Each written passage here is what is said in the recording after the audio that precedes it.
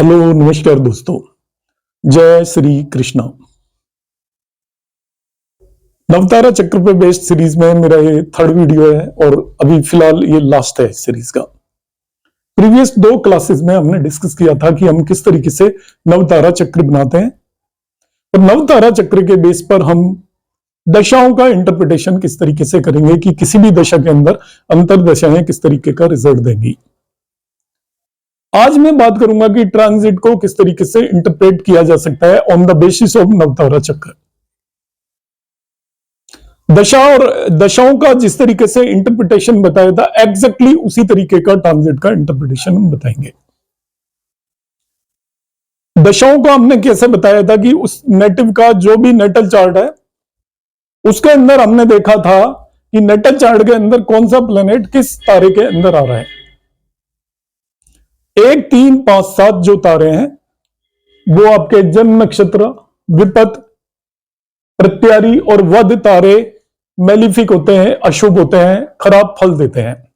मगर 2, 4, 6, 8 एंड 9 ये तारे अच्छे तारे हैं, बेनिफिक हैं और ये अच्छे रिजल्ट देते हैं। तो हमने दशाओं में 2 अलग अलग ग्रुप्स में इनको डिवाइड कर दिया था। जो प्लेनेट आपके मेलिफिक तारों में थे उन्हें अलग एक ग्रुप में रखा था, बेनिफिक में था उनको अलग ग्रुप में रखा था।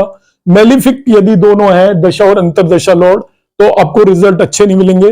दोनों बेनिफिक हैं तो एक्सीलेंट रिजल्ट मिलेंगे। मगर एक बेनिफिक और एक मेलिफिक है, एक शुभ और दूसरा अशुभ है तो मिक्स रिजल्ट मिलेंगे। इस तरीके का मैंने आपको बताया था किस तरीके से हम दशा और अंतरदशाओं का रिजल्ट देखेंगे। ट्रांजिट में भी वही 1 मिनट फॉर्मूला है। मेरी कोशिश यही रहती है कि मैं 1 मिनट फॉर्मूले ही बताऊं। ट्रांजिट में कोई भी प्लेनेट ट्रांजिट में कैसे रिजल्ट देगा। सैटर्न ट्रांजिट कर रहा है किसी पर्टिकुलर हाउस से, पर्टिकुलर नक्षत्र से, तो उसके कैसे रिजल्ट होंगे। बड़ा सिंपल है, वो फिर वही तरीका आपको लगाना है।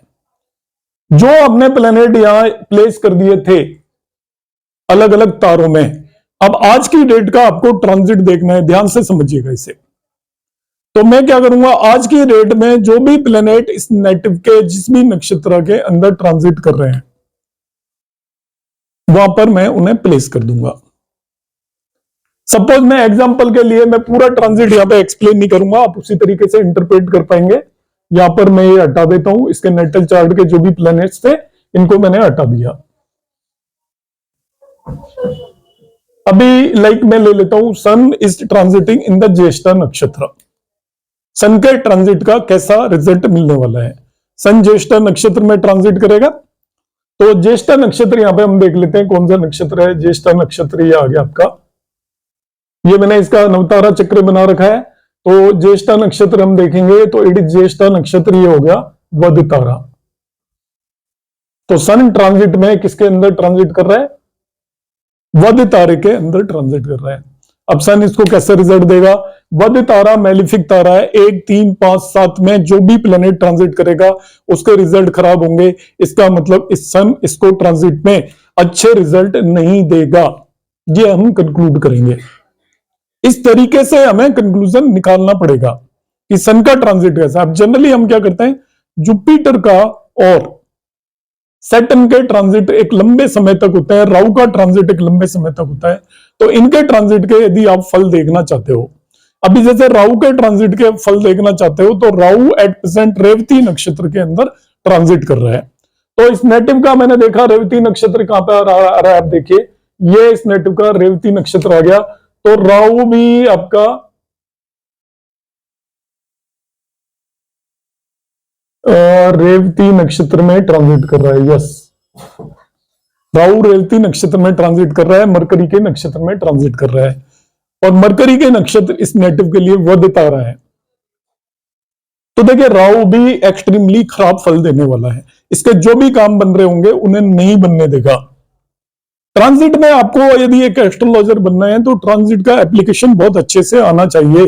ये नेटिव आपके पास आ जाता है कि मेरा ये काम होगा, नहीं होगा तो आप देखिएगा। अब राहु का अपने ट्रांजिट बहुत इंपॉर्टेंट होता है। राहु का जुपिटर का और सैटर्न का। जो कम टाइम के लिए ट्रांजिट करते हैं वो थोड़े दिन के लिए अच्छे और खराब फल देते हैं, मगर उसके बाद उनका ट्रांजिट बदल जाता है। एक नक्षत्र में ज्यादा दिन नहीं रहते ज्यादातर planet, except to these 3 slow moving planets. तो इनका ट्रांजिट बहुत ज्यादा आपको ध्यान से देखना है। अब इस नेटिव का राहु वध तारा में ट्रांजिट कर रहा है, तो इस नेटिव के साथ गेम हो गया, मैं बता दूंगा। ये चीफ मिनिस्टर है, इनकी सत्ता चली गई है।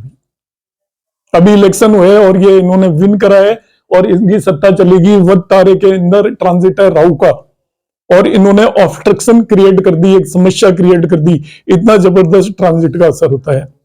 सैटर्न का ट्रांजिट देख लेते हैं। सैटर्न अभी आपका एक्वेरियस साइन के अंदर है और आपका मोस्ट प्रोबेबली शतविषा नक्षत्र के अंदर ट्रांजिट कर रहा है सैटर्न। तो अब मैं देखना चाहता हूं कि सैटर्न का कैसा रिजल्ट होगा।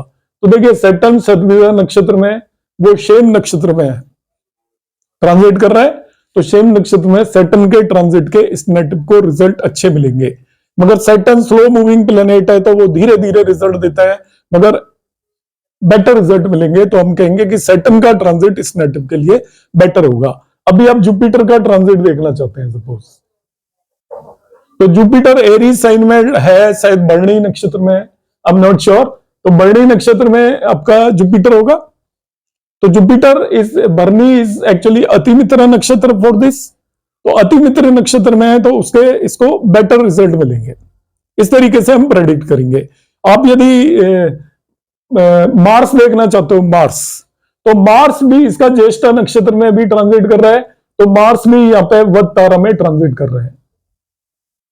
तो अब देखिए एक्यूमुलेशन इस नेटिव के, वध तारा के अंदर इस नेटिव का एक्यूमुलेशन हो रहा है, सन का, मार्स का और तीसरा राहु का। तीन तीन मेलिफिक एक ही वध तारा के अंदर ट्रांजिट कर रहा है। तो वध तारा की वजह से इसका ऑब्स्ट्रक्शन हुआ और इसको प्रॉब्लम क्रिएट हुई। तो मेरा यहां पे जो बताने का ऑब्जेक्टिव था, आज की क्लास का जो ऑब्जेक्टिव था, वो तारे के बेसिस पे हम ट्रांजिट का किस तरीके से फलित करेंगे, प्रेडिक्शन करेंगे, वो मैंने बताया। मैं फिर से रिपीट करता हूं इस पूरे प्रोसेस को। मैंने लास्ट 3 क्लासेस ली। पहली क्लास में मैंने आपको बताया था नव तारा चक्र किस तरीके से बताते हैं। सेकंड क्लास में बताया था कि दशाओं का रिजल्ट हम किस तरीके से प्रेडिक्ट करेंगे, और थर्ड बताया ट्रांजिट हम किस तरीके से प्रेडिक्ट करेंगे।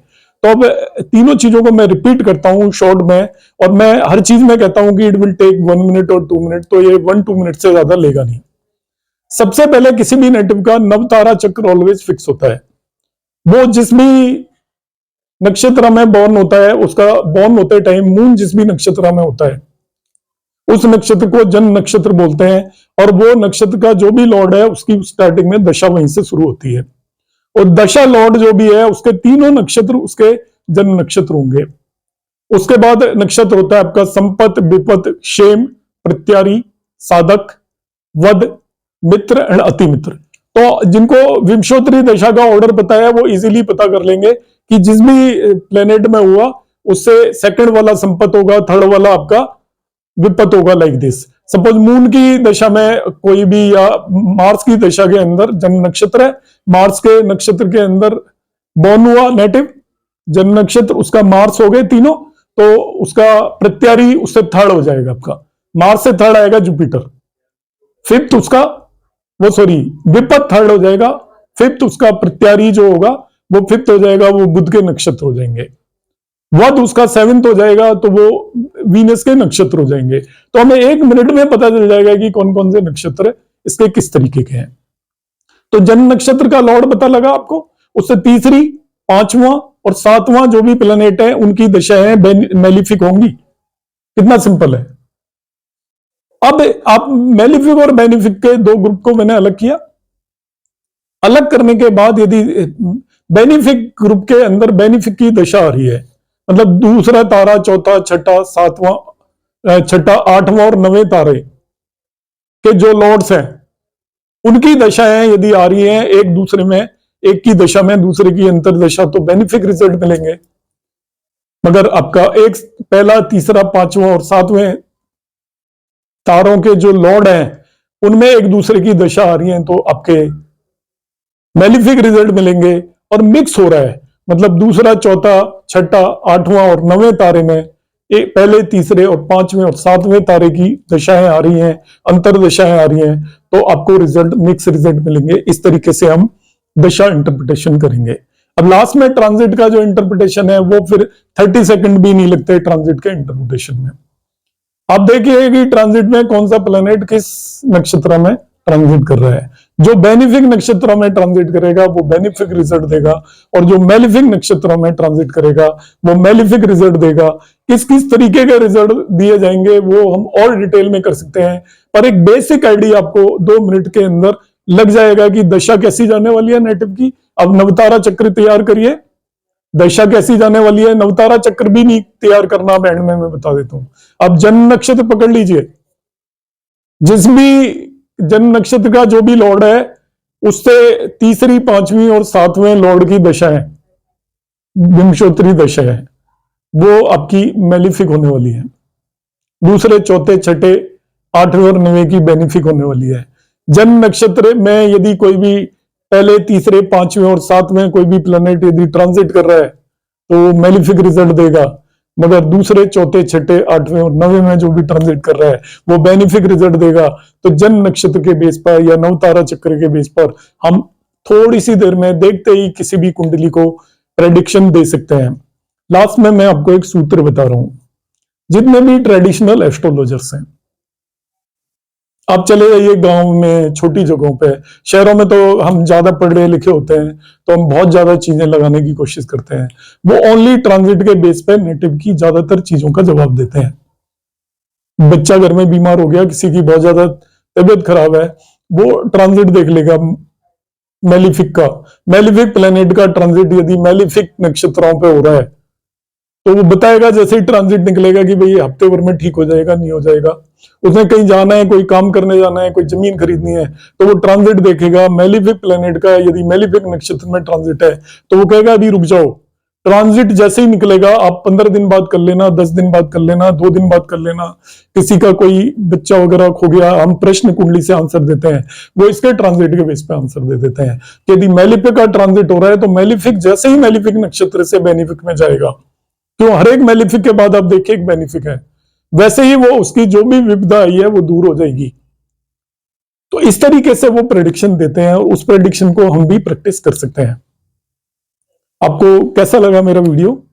कमेंट बॉक्स में आप जरूर कमेंट करिएगा, और यदि पसंद आए तो लाइक और शेयर करना ना भूलें। नमस्कार, धन्यवाद, जय श्री कृष्णा।